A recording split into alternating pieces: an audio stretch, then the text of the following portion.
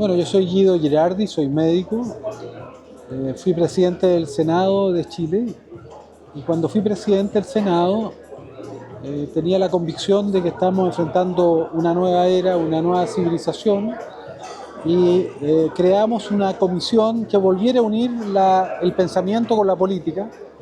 porque las instituciones en el pasado contenían la intelectualidad, a los científicos, a los intelectuales, porque militaban en los partidos, estaban en los gobiernos,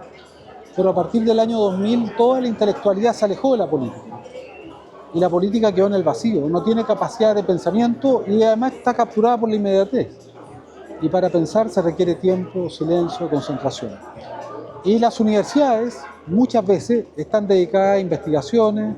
a publicaciones, para acreditarse, a docencia, pero no están pensando en los problemas de su sociedad. Entonces creamos una comisión de futuro que era una comisión legislativa del Senado de Chile, que es la Cámara Política, pero donde los miembros con derecho a voz y a voto eran no solo los senadores y senadoras, sino también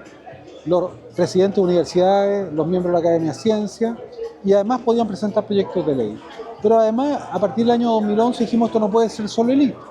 y creamos lo que se llama el Congreso del Futuro, que es una instancia que agrupa a todas las universidades chilenas,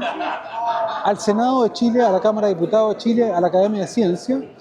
que es un espacio de bien público, todo lo que hacemos es gratuito, es colaborativo,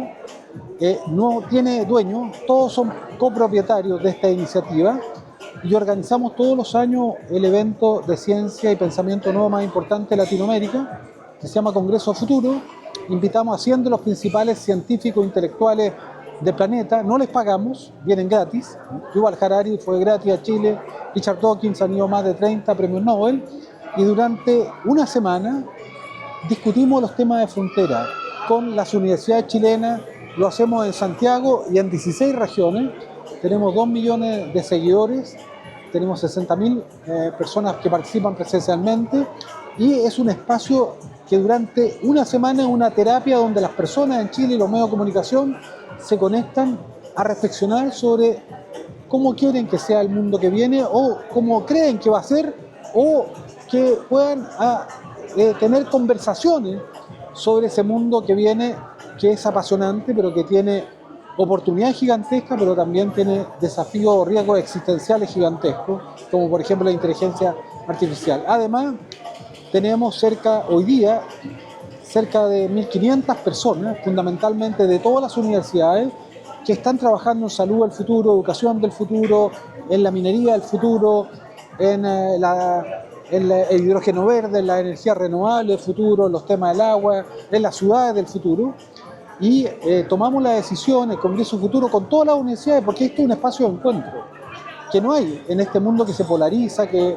está fragmentado. Aquí tenemos un espacio que une a la izquierda a la derecha, que une al Senado y a la Cámara de Diputados, a las universidades públicas y privadas, a la Academia de Ciencias, a los empresarios, a los territorios, a la sociedad civil, en un espacio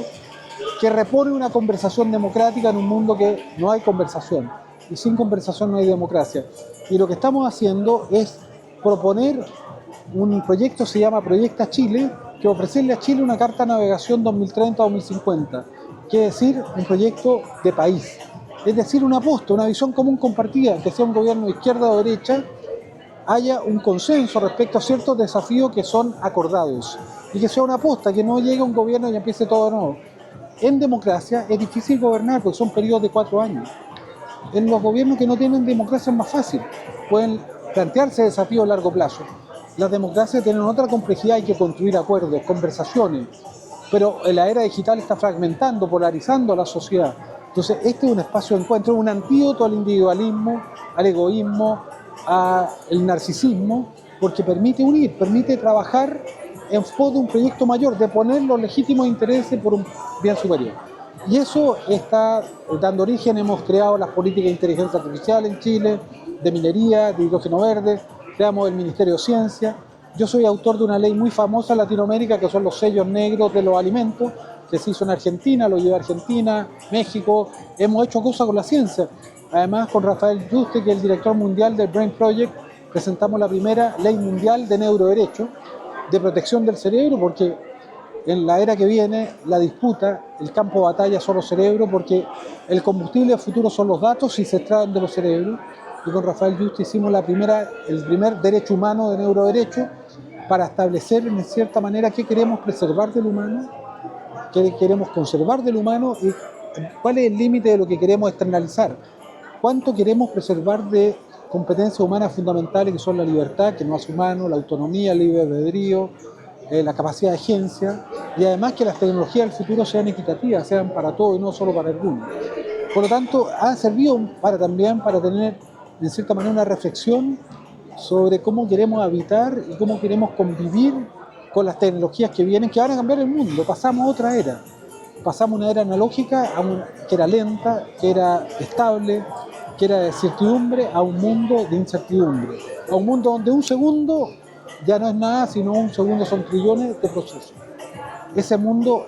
tiene una inteligencia que es viva, una tecnología que es viva. La inteligencia artificial es una tecnología viva, evoluciona. Y evoluciona mucho más rápidamente que nuestra inteligencia biológica. Es una inteligencia que tiene aceleracionismo y tenemos que aprender a convivir con ella porque abre oportunidades, pero también amenazas. Y bueno, yo me dedico a eso. Dejé el Senado hace 2 años y hoy día dirijo este gran centro de pensamiento que agrupa a todas las universidades chilenas, a todas, públicas, privadas, conservadoras, laicas, progresistas, a la Academia de Ciencias y a los territorios para pensar el futuro de nuestro país y también colaborar a una mejor humanidad.